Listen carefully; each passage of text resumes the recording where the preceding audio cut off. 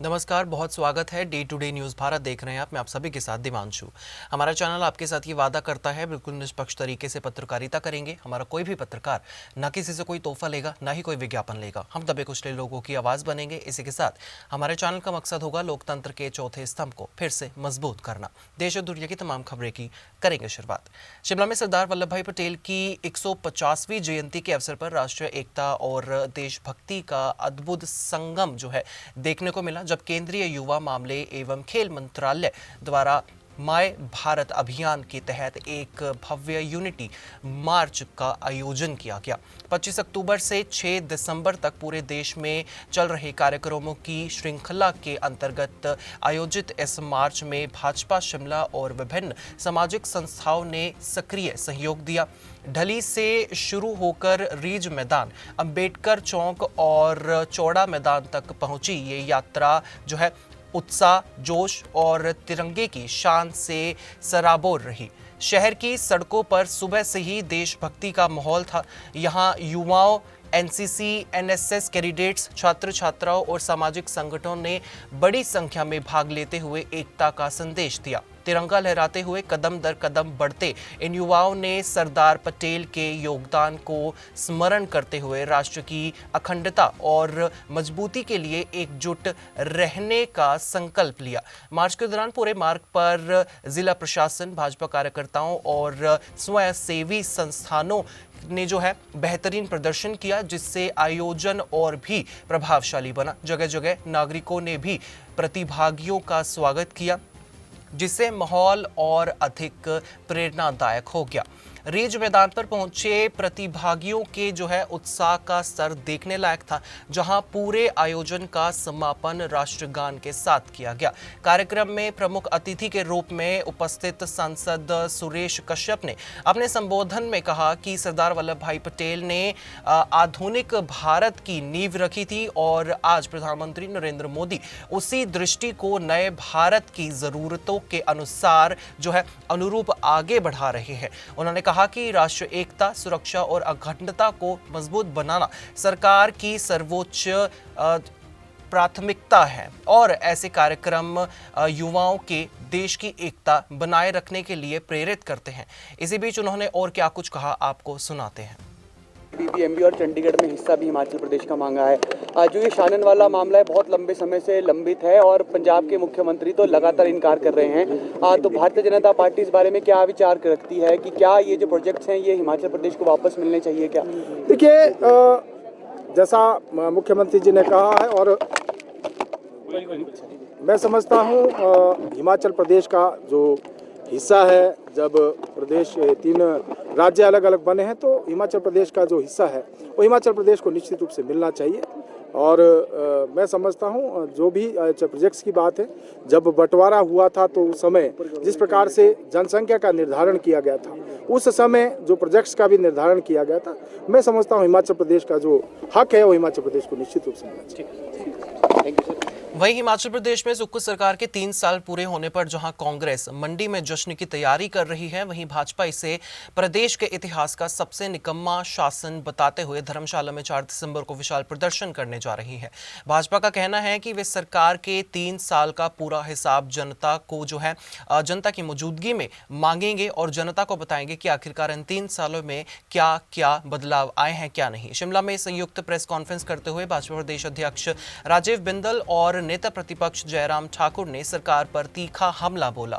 बिंदल ने कहा कि कांग्रेस ने सत्ता में आने से पहले 1 लाख नौकरियां, महिलाओं को 1500 रुपए, गोबर खरीद, 300 यूनिट मुफ्त बिजली जैसी गारंटी दी थी, लेकिन इसमें से एक भी वादा पूरा अभी तक नहीं हुआ। उसके उलट बिजली मित्र, वन मित्र, पशु मित्र, रोगी मित्र जैसी जो है अस्थायी भारतीयों के जरिए लोगों को धोखा दिया जा रहा है।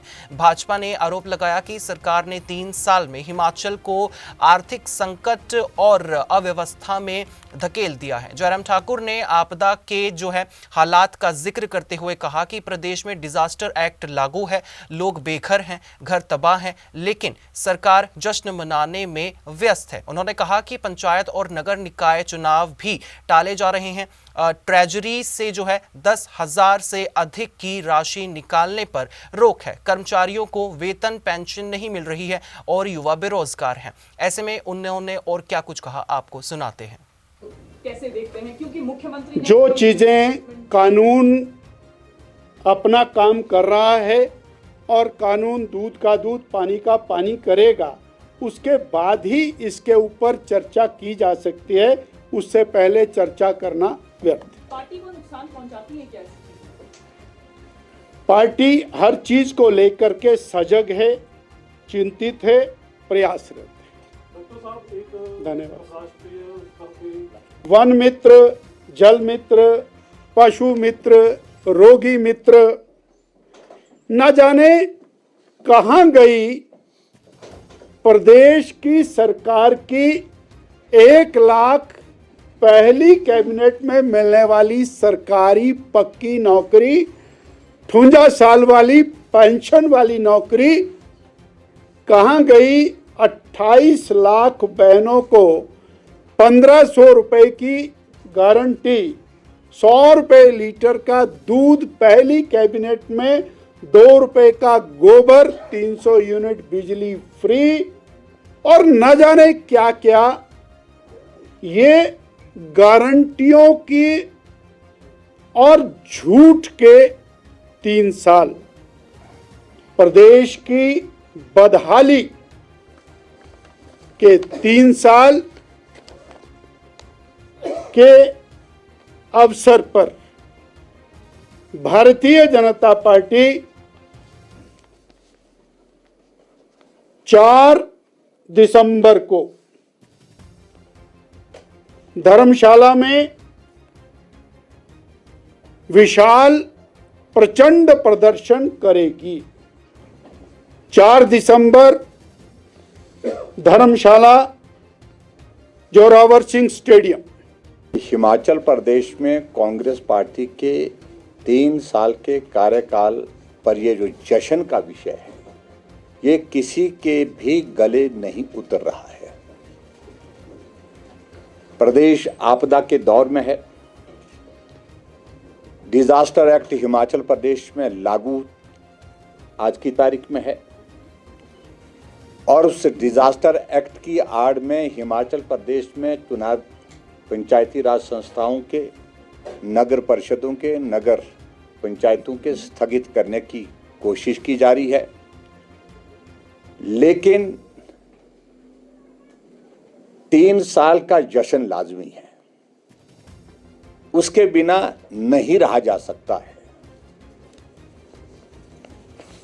आदरणीय अध्यक्ष जी ने जो जैसे कहा कि आर्थिक बदहाली का दौर इस कदर हिमाचल प्रदेश में है कि ट्रेजरी पर 10,000 रुपए से ज्यादा रिलीज करने पर रोक लगी है। कर्मचारियों को सैलरी नहीं मिल पा रही है, पेंशनर्स को पेंशन नहीं, और बुढ़ापे में जब कर्मचारी रिटायर होता है, बीमारियां लग जाती हैं, उनको मेडिकल रिम्बर्समेंट का पैसा नहीं, बेरोजगारों को रोजगार नहीं। उल्टा हिमाचल प्रदेश में हजारों की संख्या में जिन आउटसोर्स कर्मचारियों को नौकरियां दी गई थी परिवार को पालने के लिए, उनको काम से हटा दिया गया। 3 साल के कार्यकाल में अगर हम कांग्रेस के नेताओं से पूछें कि एक योजना का जिक्र करिए जो लोगों के जुबान पर है, लोगों के जहन में है, तो बोलने की स्थिति में नहीं। जनता की तो बात छोड़िए,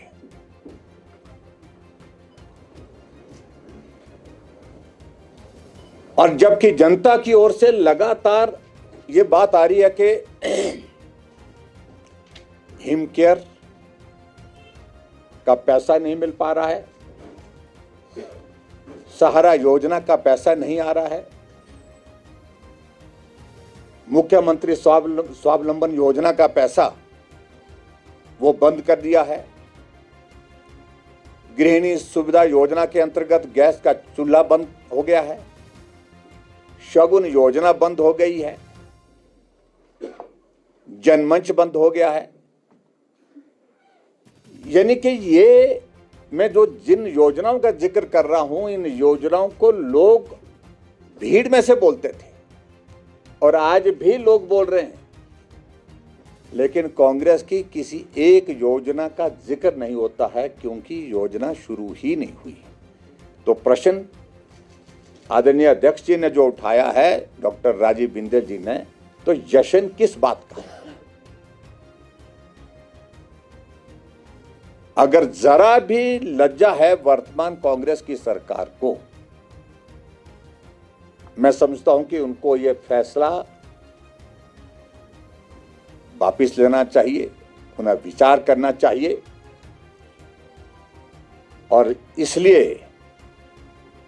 भारतीय जनता पार्टी ने 3 साल के कांग्रेस पार्टी के कार्यकाल पूरा होने पर विधानसभा का जो हमारा शीतकालीन सत्र धर्मशाला में जो होने वाला है, उस दौरान 4 तारीख को एक विराट प्रदर्शन रखा है, जहां जनहित के मुद्दे, जन विरोधी जो फैसले सरकार, उन तमाम मुद्दों पर बात होगी।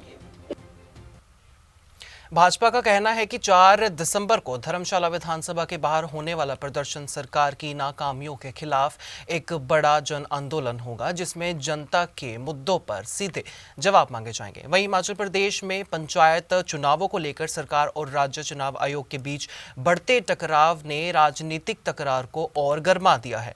भाजपा ने इस विवाद को सीधे सीधे संवैधानिक संकट करार दिया है। शिमला में भाजपा विधायक दल की अहम बैठक में इस मुद्दों पर जो है कड़ी प्रतिक्रिया दी गई है और आगामी सत्र के सरकार को घेरने की रणनीति तय हुई है। शिमला के जो है आपको बता दें कि सर्किट हाउस में हुई विधायक दल की बैठक की अध्यक्षता नेता प्रतिपक्ष और पूर्व मुख्यमंत्री जयराम ठाकुर ने की। बैठक में बिहार विधानसभा चुनाव में एनडीए की 2/3 बहुमत से मिली जीत पर खुशी जताई गई और प्रधानमंत्री नरेंद्र मोदी, भाजपा अध्यक्ष जेपी नड्डा, गृह मंत्री अमित शाह और बिहार भाजपा नेताओं को बधाई देने का प्रस्ताव पारित किया गया। इसके साथ ही हिमाचल के विधानसभा शीतकालीन सत्र की रणनीति पर भी विस्तार से चर्चा हुई। भाजपा ने आरोप लगाया कि मानसून आपदा के बाद अब तक पीड़ितों को राहत नहीं मिली है, जबकि सरकार हर मोर्चे पर विफल साबित हो रही है। भाजपा विधायक दल के सचिव रणबीर शर्मा ने कहा कि सरकार पंचायत चुनावों से बचना चाहती है, जिसके चलते चुनाव आयोग के साथ जो है टकराव की स्थिति बन गई है। उन्होंने दावा किया कि हिमाचल में संवैधानिक संकट खड़ा हो गया है। भाजपा ने यह भी आरोप लगाया कि प्रदेश में कानून व्यवस्था चरमराई है और शिक्षा जो है स्वास्थ्य की हालात बिगड़ती ही जा रही है। बैठक में भाजपा ने घोषणा की कि 4 दिसंबर को धर्मशाला के जोरावर स्टेडियम में सुक्खू सरकार के खिलाफ विशाल प्रदर्शन किया जाएगा। भाजपा का कहना है कि सुक्खू सरकार जन विरोधी और तानाशाही रवैया अपना रही है, जिससे जनता के सामने उजागर किया जाएगा। आपको सुनाते हैं आखिरकार उन्होंने और क्या कुछ कहा। आज यहाँ शिमला में हिमाचल प्रदेश भारतीय जनता पार्टी विधायक दल की बैठक आदरणीय नेता प्रतिपक्ष पूर्व मुख्यमंत्री श्री जयराम ठाकुर जी की अध्यक्षता में संपन्न हुई, जिसमें हमारी पार्टी के प्रदेश के प्रभारी आदरणीय श्रीकांत जी, प्रदेशाध्यक्ष डॉक्टर राजीव बिंदल जी और संगठन महामंत्री श्री सिद्धार्थन जी भी विशेष रूप से उपस्थित रहे। इस विधायक दल की बैठक में सबसे पहले बिहार में जो विधानसभा के चुनाव संपन्न हुए हैं, जिसमें एनडीए को 2/3 से ज़्यादा बहुमत मिला है और भारतीय जनता पार्टी सबसे बड़ी पार्टी बनकर उभरी है, उस पर प्रसन्नता व्यक्त की गई। प्रस्ताव पारित करके उसमें जो हमारा शीर्ष नेतृत्व है, आदरणीय प्रधानमंत्री श्री नरेंद्र मोदी जी, पार्टी के राष्ट्रीय अध्यक्ष श्री जगत प्रकाश नड्डा जी, गृह मंत्री श्री अमित शाह जी और बिहार राज्य के सभी नेताओं को बधाई दी गई है और बिहार की जनता का धन्यवाद किया गया है। इस आशय का एक प्रस्ताव पारित किया गया। इसके बाद जो शीतकालीन सत्र 26 नवंबर से धर्मशाला में शुरू हो रहा है, उसमें प्रदेश सरकार को अलग अलग विषयों पर घेरने की योजना बनी है। अलग अलग नियमों के तहत उन पर चर्चा लाई जाएगी, चाहे वो आपदा की बात है, जो इस साल बरसात में प्राकृतिक आपदा आई थी और उसके कारण हुए नुकसान की अभी तक भरपाई नहीं हुई, प्रभावितों को अभी तक राहत नहीं मिली, तो उसको लेकर सरकार को हम जो है पूर्ण रूप से वहाँ पर घेरेंगे। पंचायती राज संस्थाओं के चुनाव में जिस तरह से सरकार टालने का प्रयास कर रही है और चुनाव आयोग के साथ एक टकराव की स्थिति बन गई है, एक संवैधानिक संकट सा हिमाचल प्रदेश में पैदा हुआ है, इस मुद्दे को भी प्रमुखता के आधार पर विधानसभा सत्र के अंदर उठाया जाएगा।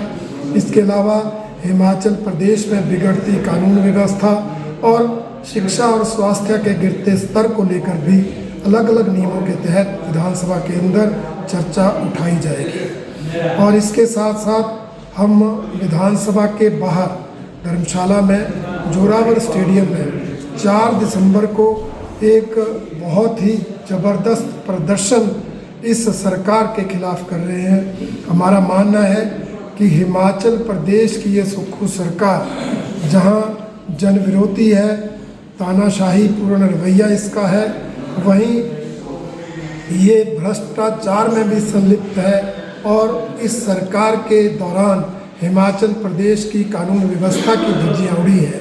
इन सभी मुद्दों को लेकर सरकार को घेरने के लिए जहां विधानसभा के अंदर चर्चाएं उठाएंगे, वहीं उन मुद्दों को लेकर सुक्खू सरकार के खिलाफ विधानसभा के बाहर जोरावर स्टेडियम में बहुत बड़ा प्रदर्शन करेंगे, ताकि इस सरकार को सदन के अंदर और बाहर घेरा जा सके। हिमाचल की राजनीति में तनाव बढ़ता जा रहा है। अब सभी की नजरें 26 नवंबर से शुरू होने वाले विधानसभा के शीतकालीन सत्र पर टिकी हैं, जहां टकराव और तेज होने की संभावना है। इसी के साथ देश और दुनिया की तमाम खबरें जानने के लिए आप बने रहिए day to day news Bharat के साथ। मुझे दीजिए इजाजत और हमें हर किसी सोशल मीडिया प्लेटफॉर्म पर लाइक, शेयर और सब्सक्राइब करना बिल्कुल भी मत भूलिएगा।